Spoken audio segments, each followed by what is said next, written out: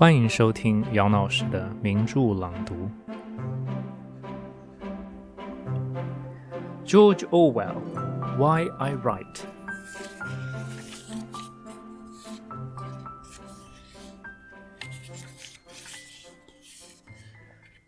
From a very early age, perhaps the age of 5 or 6, I knew that when I grew up, I should be a writer.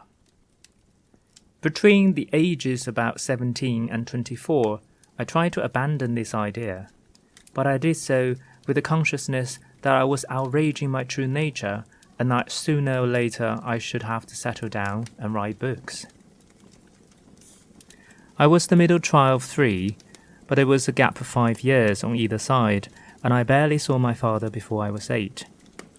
For this and other reasons, I was somewhat lonely, and I soon developed disagreeable mannerisms which made me unpopular throughout my school days. I had the lonely child's habit of making up stories and holding conversations with imaginary persons, and I think from the very start my literary ambitions were mixed up with the feelings of being isolated and undervalued.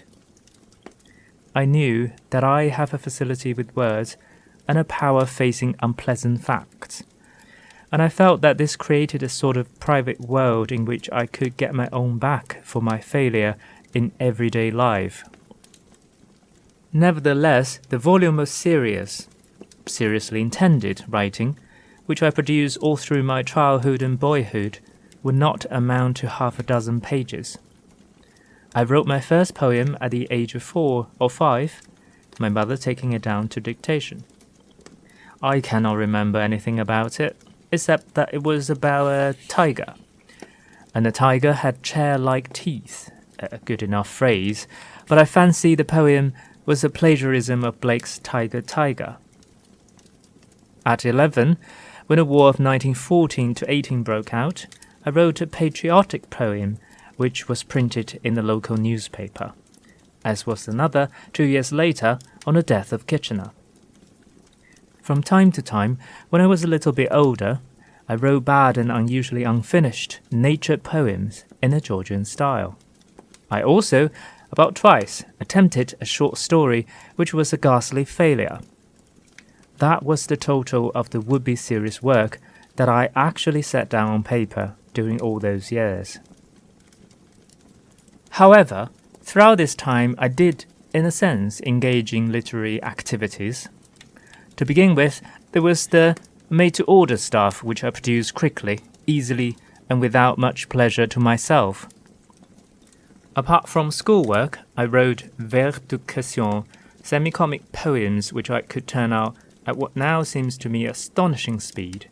At 14, I wrote a whole rhyming play, in imitation of Aristophanes, in about a week, and helped to edit school magazines, both printed and in manuscript. These magazines were the most pitiful, burlesque stuff that you could imagine, and I took far less trouble with them than I now would with the cheapest journalism. But side by side with all this, for 14 years or more, I was carrying out a literary exercise of a quite different kind. This was the making up of a continuous story about myself, a sort of diary existing only in the mind. I believe this is a common habit of children and adolescents.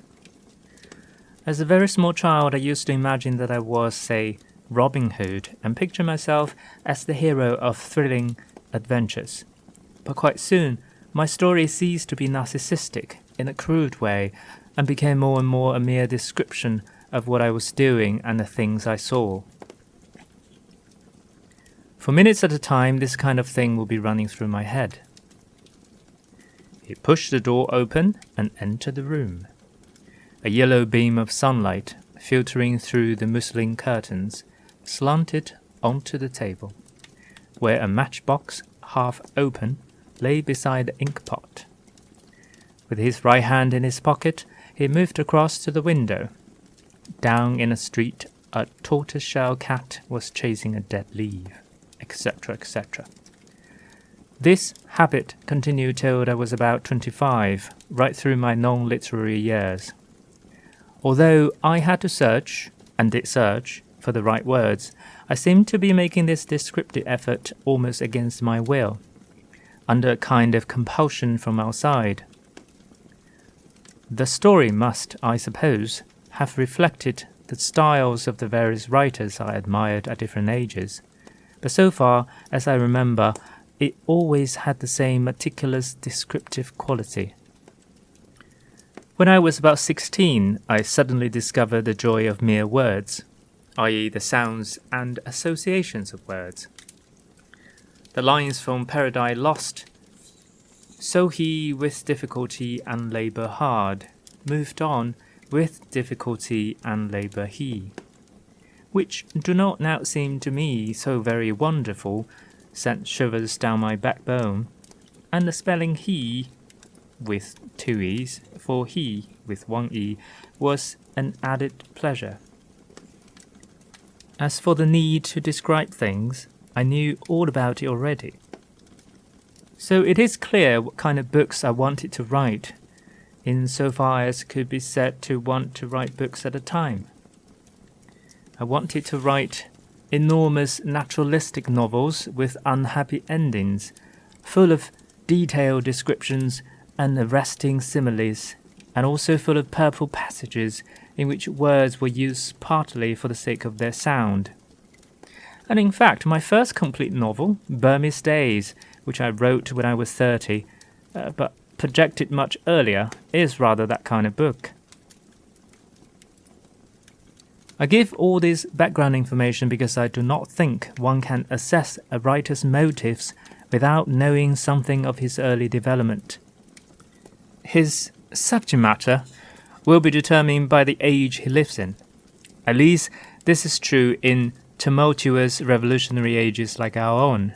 But before he ever begins to write, he will have acquired an emotional attitude from which he will never completely escape. It is his job, no doubt, to discipline his temperament and avoid getting stuck at some immature stage, or in some perverse mood. But if he escapes from his early influences altogether, he will have killed his impulse to write. Putting aside the need to earn a living, I think there are 4 great motives for writing, at any rate for writing prose.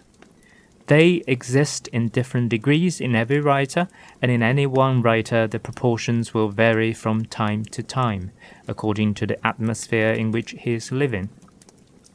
They are: number 1, sheer egoism, desire to seem clever, to be talked about, to be remembered after death, to get your own back on grown-ups who snubbed you in childhood, etc., etc.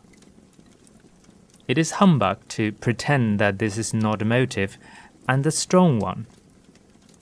Writers share this characteristic with scientists, artists, politicians, lawyers, soldiers, successful businessmen, in short, with the whole top crust of humanity.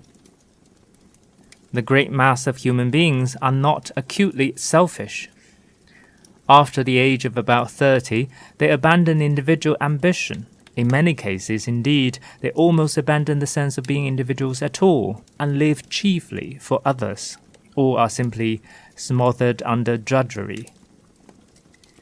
But there is also the minority of gifted, willful people who are determined to live their own lives to the end.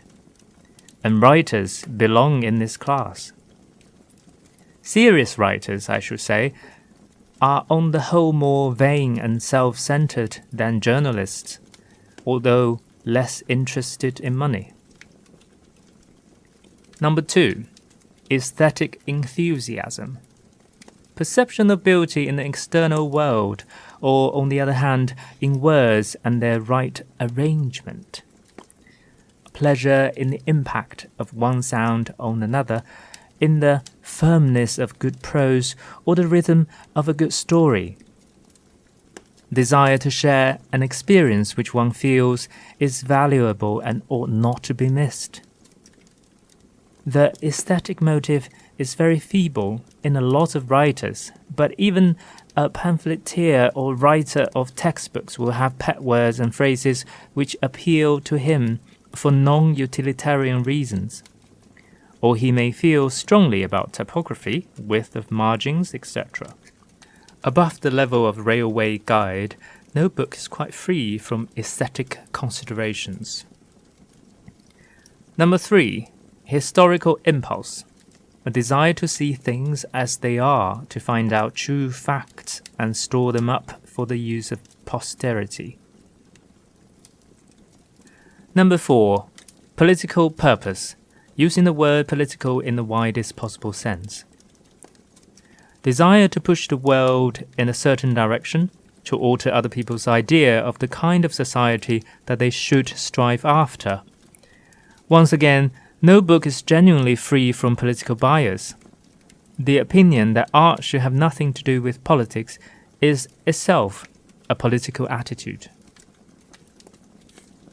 It can be seen how these various impulses must war against one another, and how they must fluctuate from person to person and from time to time. By nature, taking your nature to be the state you have attained when you are first adult, I am a person in whom the first 3 motives would outweigh the 4th. In a peaceful age, I might have written ornate or merely descriptive books, and might have remained almost unaware of my political loyalties. As it is, I have been forced into becoming a sort of pamphleteer. First, I spent 5 years in an unsuitable profession, i.e. the Indian Imperial Police in Burma, and then I underwent poverty and a sense of failure. This increased my natural hatred of authority and made me for the first time fully aware of the existence of the working classes. And a job in Burma had given me some understanding of the nature of imperialism. But these experiences were not enough to give me an accurate political orientation. Then came Hitler, the Spanish Civil War, etc. By the end of 1935, I had still failed to reach a firm decision. I remember a little poem that I wrote at the time expressing my dilemma. A happy vicar I might have been 200 years ago, to preach upon eternal doom and watch my walnuts grow. But born, alas, in an evil time, I missed that pleasant haven. For the hair has grown on my upper lip, and the clergy are all clean-shaven. And later still the times were good. We were so easy to please. We rocked our troubled thoughts to sleep on the bosoms of the trees. All ignorant we dare to own the joys we now dissemble. The green finch on the apple bough could make my enemies tremble. But girls' bellies and apricots roach in the shaded stream. Horses, ducks in flight at dawn, all these are a dream. It is forbidden to dream again. We maim our joys or hide them. Horses are made of chromium steel, and little fat man shall ride them. I am the worm who never turned, the eunuch without a harem. Between the priest and the commissar, I walk like Eugene Aran.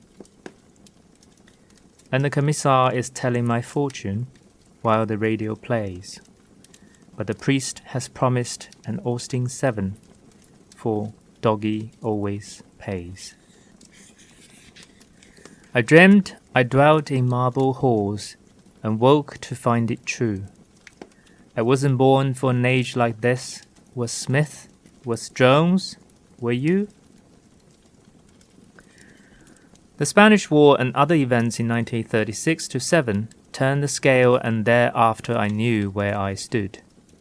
Every line of serious work that I have written since 1936 have been written directly or indirectly against totalitarianism and for democratic socialism, as I understand it. It seems to me nonsense, in a period like our own, to think that one can avoid writing of such subjects. Everyone writes of them in one guise or another. It is simply a question of which side one takes and what approach one follows.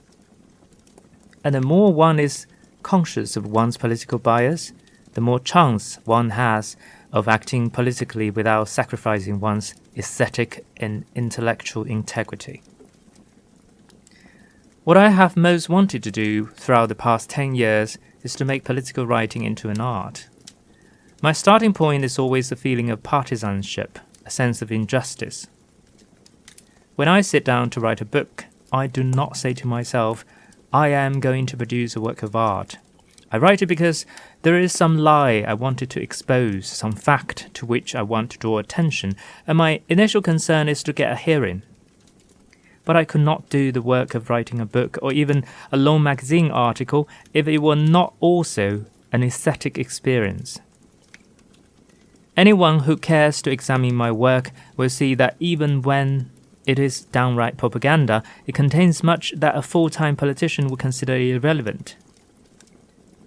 I am not able, and I do not want completely to abandon the worldview that I acquired in childhood. So long as I remain alive and well, I shall continue to feel strongly about prose style, to love the surface of the earth, and to take pleasure in solid objects and scraps of useless information. It is no use trying to suppress that side of myself. The job is to reconcile my ingrained likes and dislikes with the essentially public, non-individual activities that this age forces on all of us. It is not easy. It raises problems of construction and of language, and it raises in a new way the problem of truthfulness. Let me give just one example of the cruder kind of difficulty that arises. My book about the Spanish Civil War, Homage to Catalonia, is of course a frankly political book. But in the main, it is written with a certain detachment and regard for form. I did try very hard in it to tell the whole truth about violating my literary instincts, but among other things, it contains a long chapter full of newspaper quotations and the like, defending Trotskyists who were accused of plotting with Franco. Clearly, such a chapter, which after a year or two will lose its interest for any ordinary reader, must ruin the book. A critic whom I respect read me a lecture about it. "Why did you put in all that stuff?" he said. "You've turned what might have been a good book into journalism." What he said was true, but I could not have done otherwise. I happen to know, what very few people in England have been allowed to know, that innocent men were being falsely accused. If I had not been angry about that, I should never have written the book. In one form or another, this problem comes up again. The problem of language is subtler and would take too long to discuss. I will only say that of later years, I have tried to write less picturesquely and more exactly. In any case, I find that by the time you have perfected any style of writing, you have always outgrown it. Animal Farm was the first book in which I tried, with full consciousness of what I was doing, to fuse political purpose and artistic purpose into one whole. I have not written a novel for 7 years, but I hope to write another fairly soon. It is bound to be a failure. Every book is a failure, but I know with some clarity what kind of book I want to write. Looking back through the last page or two, I see that I have made it appear as though my motives in writing were wholly public-spirited. I don't want to leave that as the final impression. All writers are vain, selfish, and lazy, and at the very bottom of their motives there lies a mystery. Writing a book is a horrible, exhausting struggle, like a long bout of some painful disease. One would never undertake such a thing if one were not driven on by some demon whom one can neither resist nor understand. For all one knows, That demon is simply the same instinct that makes a baby scrawl for attention, and yet it is also true that one can write nothing readable unless one constantly struggles to efface one's own personality. Good prose is like a window pane. I cannot say with certainty which of my motives are the strongest, but I know which of them deserve to be followed. And looking back through my work, I see that it is invariably where I lacked a political purpose that I wrote lifeless books and was betrayed into purple passages, sentences without meaning, decorative adjectives, and humbug generally. 感谢您的收听，欢迎关注姚老师。